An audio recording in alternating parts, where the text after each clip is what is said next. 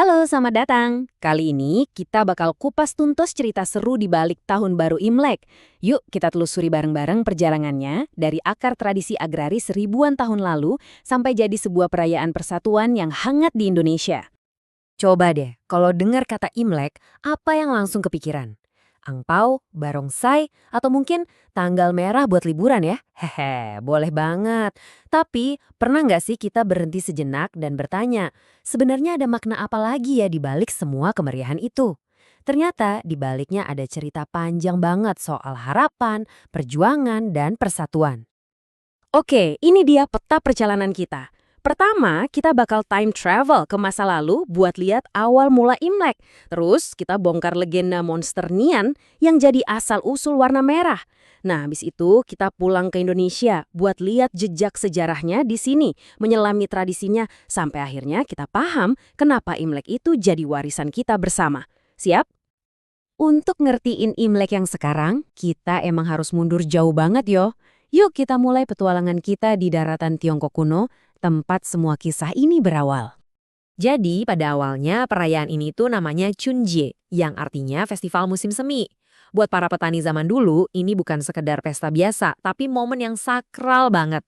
Coba deh bayangin, setelah berbulan-bulan melewati musim dingin yang gelap dan beku, akhirnya musim semi datang. Chunjie itu adalah ungkapan rasa syukur mereka, sebuah perayaan tentang kehidupan baru, harapan baru. Nah, sekarang kita masuk ke bagian yang paling seru dan sedikit menegangkan. Pernah kepikiran nggak, kenapa sih Imlek itu identik banget sama warna merah dan suara petasan yang berisik? Jawabannya ada di sebuah legenda kuno yang menarik banget. Jadi, katanya nih ya, setiap malam pergantian tahun, ada monster buas bernama Nian yang turun dari gunung. Wah, dia ini suka banget ngacak-ngacak desa, makan hasil panen, ternak, bahkan mengganggu penduduk. Jadi bisa dibayangin kan, malam tahun baru itu dulunya bukan malam perayaan, tapi justru jadi malam yang paling menakutkan. Sampai suatu hari ada yang sadar kalau si monster Nian ini ternyata punya kelemahan. Dia itu takut banget sama tiga hal. Api, suara bising, dan warna merah. Nah, dari sinilah tradisi membakar bambu untuk menciptakan suara ledakan yang sekarang jadi petasan dan menghias rumah dengan segala sesuatu yang berwarna merah dimulai.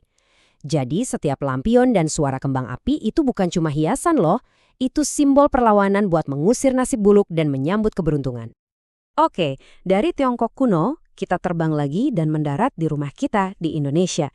Nah, kisah Imlek di Indonesia ini, wah, ini cerita yang beda lagi. Ini adalah cerita tentang daya tahan, tentang toleransi, dan tentang gimana kita sebagai bangsa merajut persatuan.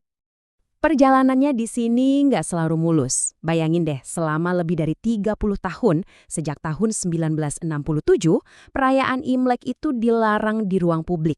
Tapi, di tahun 2000, Presiden Abdurrahman Wahid atau yang akrab kita sapa Gus Dur mencabut larangan itu. Sebuah langkah yang sangat berani dan penting. Puncaknya, di tahun 2003, Presiden Megawati Soekarno Putri menetapkan Imlek sebagai hari libur nasional. Ini bukan sekedar nambahin tanggal merah di kalender, tapi sebuah pengakuan besar bahwa Imlek adalah bagian dari budaya Indonesia. Jadi, gimana semua legenda, sejarah, dan filosofi tadi muncul dalam perayaan Imlek yang kita kenal hari ini? Yuk, kita bedah satu-satu tradisinya. Pertama, yang paling utama itu adalah makan malam keluarga. Ini intinya Imlek, kumpul bareng orang-orang tersayang.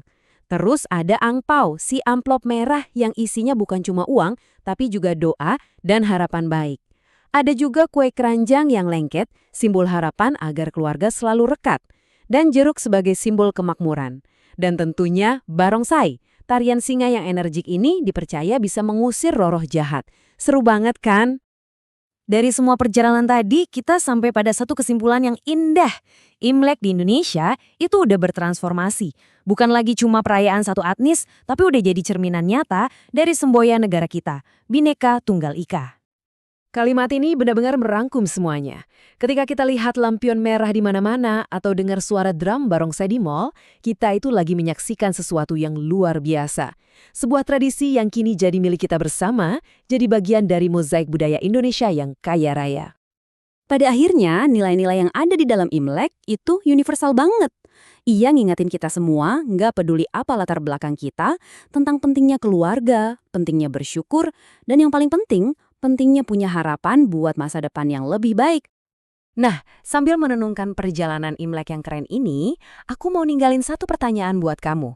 Coba deh pikirin, selain Imlek, tradisi budaya apa lagi sih yang menurut kamu juga jadi simbol pemersatu kita sebagai bangsa Indonesia? Terima kasih banyak ya sudah menyimak.